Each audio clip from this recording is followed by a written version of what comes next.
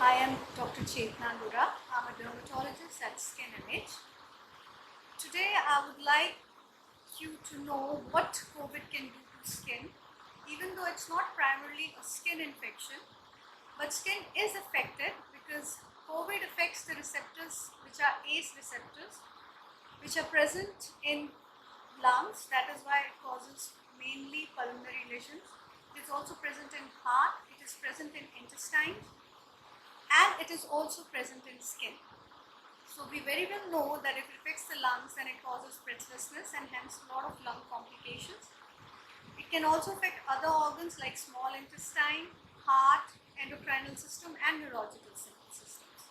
But when it affects the skin, then it mainly comes as a rash. It can come as a red rash all over your body, or it can come as wheals. These are the red raised lesions which come and go. It can come on any part of your body, and it can be associated with itching, and it can come either on face or extremities or any other part. It's not that it is specific to any part. It can also lytic lesions or purpuric lesions. In common terms, we call it as bruises, or they can be red lesions in which we see that the vessel wall is damaged and there is extravasation of blood just below the skin. But all these skin manifestation is not associated with the severity of the lesion.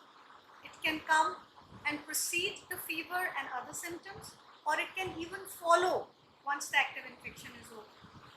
But this does give us some indication that there is something which is happening inside the body and what a body is trying to take care of, or is there any infection inside to which the body is reacting. Now, so all these signs and symptoms, if we are sensitive to, then we would come to know that there is something else which is happening in our body, and we can go to the doctor and can show them. So if it is preceding the other symptoms, then it will be an important sign to let us know that we can have this infection and we can get ourselves checked. So not only these skin lesions, because of this COVID infection, we are using a lot of sanitizers, we're using a lot of soap on our hands. So we are getting patients with a lot of contact eczema or hand dermatitis, because we know soap take away a lot of moisturization from your hands, and if we are frequently using it, then the hands will go more drier. And once the hands are more drier, the barrier layer is taken away, then there will be exacerbation of any hand eczema. There would be xerosis, which we call it as dryness of your skin. So we need to moisturize our skin well. We definitely should use mild surfactant to wash our hands. And use of sanitizers should be limited only when we cannot wash our hands.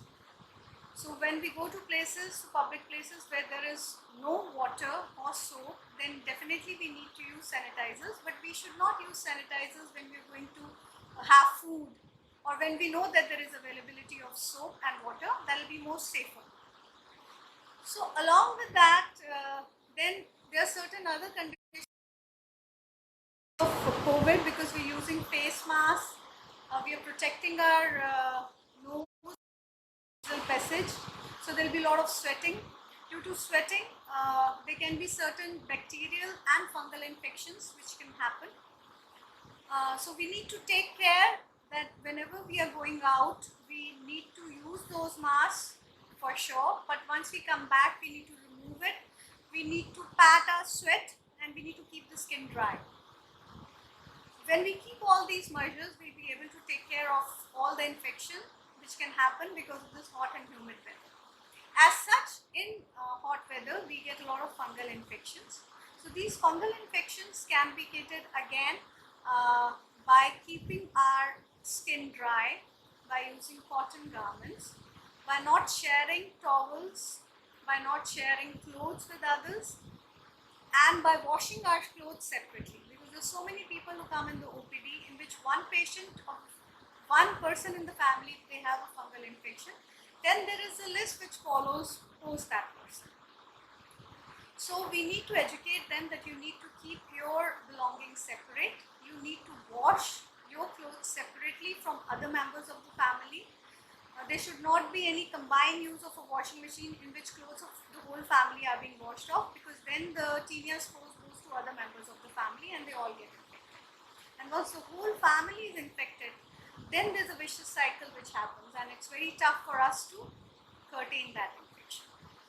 And once you have any fungal infection, then you need to take a proper course of antifungals being prescribed by a dermatologist. Because if you don't do that, then there's a subclinical infection which happens, which is a very simmering kind of infection. It remains in your body till the time you're taking the medicine. Once you stop the medicine, then again the infection reoccurs. So we need to give you medicine for a required time. The stipulated time can only be decided depending upon the severity of infection, which the dermatologist can take a wiser decision depending upon for how long your infection is active, for how long you've been treated, and how resistant is your infection. So taking on all these measures, you will be able to take care of all the infections. In COVID per se, the major precaution, as we all know, is social distance and not to go in crowded places. So I'm very hopeful that taking care of all these measures, you would be in a better position to deal with this infection and to keep yourself and your family members safe. And at the same time, you can let this spike of infection come down and do not let this infection spread more, so that sooner we again have a safer environment in which our family members, our kids and our elders can move. Now I would welcome all the questions that are coming from your side, so that if you have any queries, if you have any problems that you're facing with your skin, then I can help you out with that.